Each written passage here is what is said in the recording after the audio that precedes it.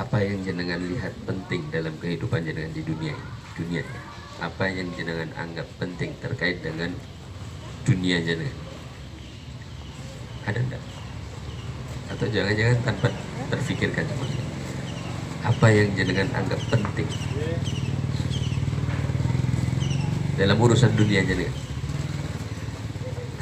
Enggak ada. Enggak ada. Berkeluarga penting enggak? Penting. Punya tempat tinggal penting. Punya pekerjaan penting. Hah? Penting. Penghasilan. Pekerjaan enggak penting. Nah, yang penting penghasilan. Ini nanti ujungnya beda lah ya. Ketika kita menyampaikan yang penting punya penghasilan, pekerjaannya tidak penting, berarti orientasinya apa? Nah, orientasinya adalah hasil. Nah, kalau orientasinya hasil, Bapak Ibu guru sekalian, kita menganggap bahwa hasil ini dari apa saja yang kita lakukan, sehingga tidak peduli apapun yang dilakukan, yang penting ada hasil. Yang penting ada hasilnya. Berbeda dengan ini yang nomor satu ini ya, kita untuk meniatkannya sebagai ibadah sulit. Karena apa? Karena sudah terpatok di awal adalah hasil. Kita akan menghitung hasil. Kita mau melakukan sesuatu kalau jelas itu ada hasilnya. Nah, mestinya jenengan nggak mau di sini. Karena di sini hasilnya jelas ya di sini. Hasilnya jelas. Cuman berapanya itu yang mungkin kurang menarik. Okay. Artinya hasil itu dalam pandangannya dari apa yang dia usahakan. Padahal dalam konsep iman kita, bahwa wa ma min dabatin fil ardi illa 'ala Allahi rizquh, dan tidak ada satupun makhlukku yang hidup melata di muka bumi ini kecuali rizkinya sudah aku jatah. Artinya hasil itu sudah Allah jatah di sana. Ya. Sudah Allah pondok-pondok, sudah Allah bagi itu. Hasil itu sudah Allah sediakan. Dan itu bukan wilayah kita. Hasil itu bukan wilayah kita.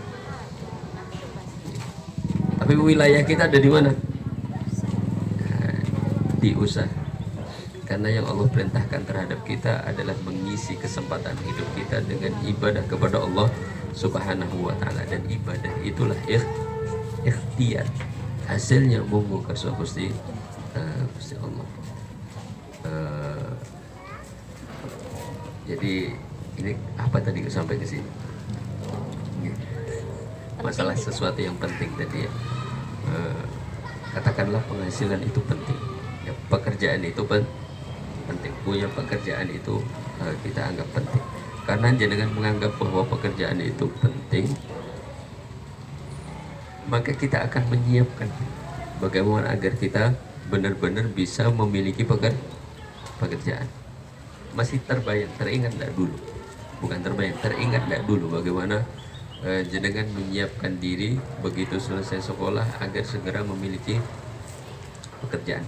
Rasanya loh ya, perasaannya bahwa harus segera punya pekerjaan.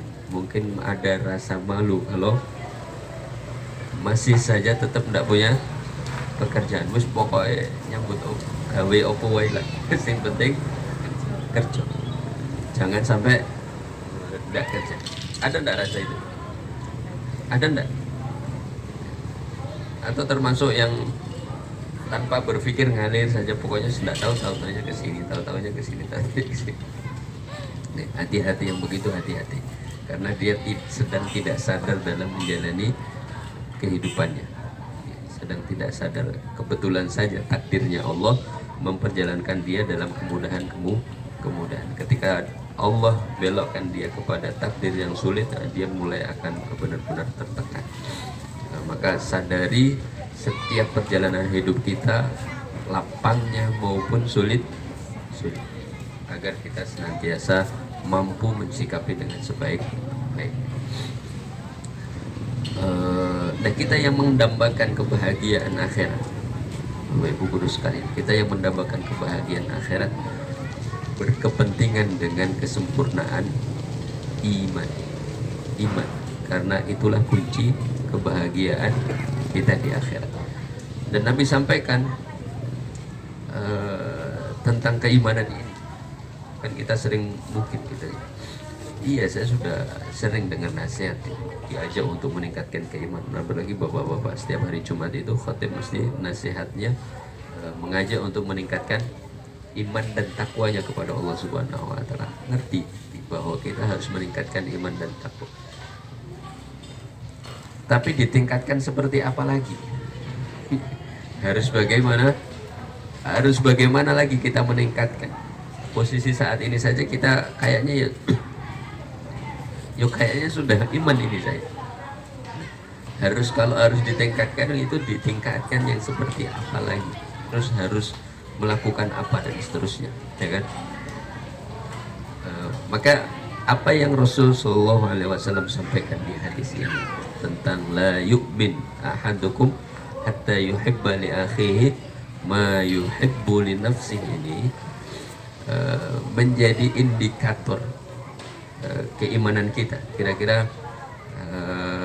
kalau Nabi sampaikan tidak sempurna iman seseorang, berarti kalau orang ini sampai pada kondisi hati yang Nabi gambarkan, imannya menjadi sempurna, ya kan? Mafhum mukhalafahnya kan begitu. Ketika Nabi menyampaikan la yu'minu ahadukum hatta yuhibba li akhihi ma yuhibbu li nafsihi, artinya apa tadi? Tidak sempurna iman seseorang sampai dia mencintai sesuatu untuk saudaranya sebagaimana dia mencintai sesuatu itu untuk dirinya sendiri. Artinya ketika orang bisa sampai pada kondisi hati apa yang dia cintai untuk dirinya, dia cintai juga untuk saudaranya, berarti imannya sempurna. Kan gampangnya gitu, ya kan? Maka kira-kira di titik itulah kita berusaha meningkatkan keimanan. Kita sudah bisa tidak merasakan? Jangan sukanya kalau datang sekolah itu kalau bagaimana? Jangan kalau datang ke sekolah itu sukanya kalau gimana? Apa? Nggak telat. Sukanya itu kalau tidak telat. Artinya ketika jenengan terlambat datang itu suasananya nggak enak. Suasana batinnya nggak enak, kemurungsung, campur sedih gitu kan. Ada rasa penyesalan dan bersalah. Suasana batinnya nggak enak kan. Ditambah lagi sebenarnya punya piket. Ada piket nggak kalau guru? Hah? Ada piket misalkan. Artinya kalau ada piket berarti ada tanggung jawab pekerjaan yang harus dikerjakan. Apa kerjanya? Kalau piket? Nyambut anak misalnya. Nyambut anak. Baik. Terlambat posisinya. Sudah kondisi terlambat itu dia rasakan sendiri tidak enak, merasa bersalah, habis itu masih terbebani ada tanggung jawab yang terlewatkan. Itu yang seneng ketika keadaan itu apa? Jenengan menjadi senang, bahagia saat itu kalau bagaimana? Ternyata hari libur gitu. Enggak lah. Yang jenengan rasakan senang itu kalau gimana? Ternyata ada temennya yang sudah datang duluan menggantikan pekerjaannya, itu terasa senang atau biasa-biasa saja? Bukan, ada rasa senang nggak? Loh, semakin bersalah. Berarti lebih merasa tidak bersalah ketika temennya ada anak-anaknya nggak ada yang nyambut. Atau bahkan mungkin wali muridnya yang nunggu di sini. Nah, wali muridnya yang menggantikan, kira-kira lebih bersalah mana? Kalau temen gurunya yang menggantikan atau wali muridnya yang menggantikan? Hah? Teman yang menggantikan. Hah? Lebih tertekan yang mana maksudnya? Lebih tertekan kalau wali muridnya yang menggantikan, ya kan? Artinya secara hati itu jenengan lebih merasa bahagia ketika apa yang menjadi tanggung jawab jenengan terhandle, terselesaikan, sehingga salahnya itu ndak numpuk-numpuk gitu, ya kan? Ya memang kemudian berhutang budi sama teman-temannya itu hal lain, tetapi setidaknya pekerjaan yang menjadi tanggung jawabnya, yang bisa jadi nanti masuk catatan yayasan, ini kemarin anaknya nggak ada yang dan seterusnya, berkepanjangan, itu selesai, ya kan? Diselesaikan sama teman. Artinya jenengan merasa teman ketika sedang dalam keadaan terlambat, itu satu pekerjaan yang menjadi tanggung jawab dihandle sama teman, ya kan? Yang kedua, pengennya temannya gimana?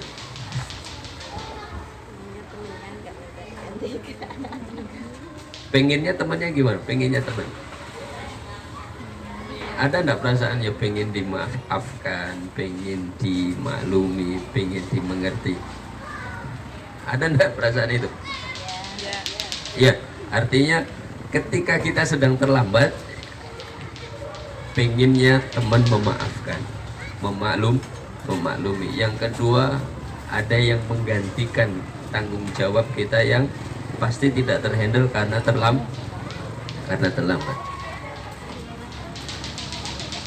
Hal ini pula lah yang Bapak Ibu guru sekalian miliki.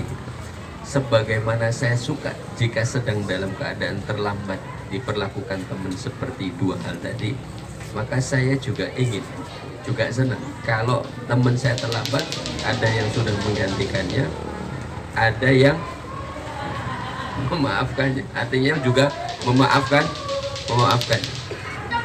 Artinya sebagaimana kita ingin diperlakukan seperti itu, maka kita pun senang kalau teman kita begitu pun kita perlakukan seperti itu. Kalau rasa ini untuk mengukur kesempurnaan iman kita maksudnya. Kalau rasa itu belum ada di kita, jadi rasanya kalau kita melihat teman terlambat itu nyukur gitu, syukur lah kan. Yang kedua, sengaja tidak mau mengambil alih pekerjaannya biar kesalahannya semakin nampak oleh atasannya dan seterusnya. Berarti kondisi keimanan kita bermasalah. Ya, kondisi keimanan kita bermasalah. Karena kan kita tidak ingin kan diperlakukan begitu sama teman kita. Ketika temennya naik karirnya gitu. naik karirnya kalau di sini kemana? Jadi PNS lah katakan. Temennya jadi PNS. Kalau jenengan ngelamar pekerjaan jadi PNS terus diterima, seneng nggak? Seneng. Tapi kalau temen jenengan yang lamar terus diterima, ada nggak rasa seneng juga yang sama dalam hati jenengan karena temennya diterima? Senangnya itu maksud saya ini kan untuk mengukur indikasi kesempurnaan iman. Senangnya itu di fisik kita, di lisan kita, atau sampai ke hati kita, atau sampai ke hati kita. Karena ukuran keimanan adalah yang ada di dalam. Tidak mudah memang ya, pengennya kan loh kok bisa dia diterima padahal kan nilainya bagusan saya, padahal kan dan seterusnya itu kira-kira tanda bahwa hati kita tidak senang gitu, tidak terima. Nah yang begini ini Bapak Ibu guru sekalian, mari coba kita latihkan dalam diri kita menggunakan indikasi ini. Apa ya, sesuatu yang saudara, konteks saudara dalam hadis ini adalah orang-orang yang sama-sama beriman, saudara seiman. Orang-orang yang beriman termasuk saudara kita adalah para wali murid. Ini jenengan kan punya anak, artinya di tempat dia sekolah jenengan adalah wali murid. Apa yang jenengan sukai terhadap perilaku guru anak jenengan terhadap anak jenengan? Pengennya anak jenengan itu diapakan sama gurunya? Diajarkan yang baik, diteladani, disabari, ya kan gitu, ya kan? Maka begitu pula cara kita berpikir. sebagaimana saya kepingin kalau anak saya dididik yang baik sama gurunya, dibina dengan baik, maka para orang tua itu mestinya juga mempunyai keinginan yang sama. Maka saya suka memperlakukan anak-anak didik saya agar mereka para orang tua juga merasa suka sebagaimana yang saya suka. Ngukurnya begitu kira-kira. Jadi pakai rasa. Saya kan suka kalau begitu. Sehingga kalau orang lain melakukan itu, ya kita ikut muncul rasa suka. Atau sebaliknya ketika kita ingin diperlakukan dengan seperti ini, maka ketika kita mampu perlakukanlah orang lain juga dengan apa yang kita suka. Nah, semoga itu benar-benar mampu membantu meningkatkan keimanan kita dan menyampaikan kita pada tingkat kesempurnaan iman. Tapi kalau dari rasa-rasa Bapak Ibu guru sekalian, kalau keimanan ditingkatkan dengan ibadah ritual ya, hablum minallah, langsung hubungan dengan Allah, itu meskipun tidak mudah tetapi jauh lebih mudah, lebih ikhlas gitu. Jadi sholatnya yang khusyuk, puasanya yang sungguh-sungguh, itu lebih bisa ikhlas. Tetapi kalau ibadah itu terkait dengan hablum minallah, terkait dengan sosial, memaklumi orang, membantu orang, memperhatikan kepentingan orang, itu yang seringkali secara ego kemanusiaan kita berat. Ketika itu mampu kita lakukan, insya Allah kesempurnaan iman ada di situ. Ya, bagaimana ketika kita benar-benar tulus terhadap orang lain untuk juga merasakan kebaikan, kemudahan. Sebagaimana kita ingin mudah dalam menjalani hidup, maka mudahkanlah urusan orang-orang yang bersangkutan dengan kita. Sebagaimana kita ingin bahagia, maka bahagiakanlah orang-orang yang bersangkutan dengan kita. Semoga Allah karuniakan kita taufik untuk benar-benar mampu menyempurnakan keimanan kita sehingga kita tergolong orang-orang yang selamat, bahagia dunia dan akhirat. Demikian, banyak kurang salah mohon maaf. Assalamualaikum warahmatullahi wabarakatuh.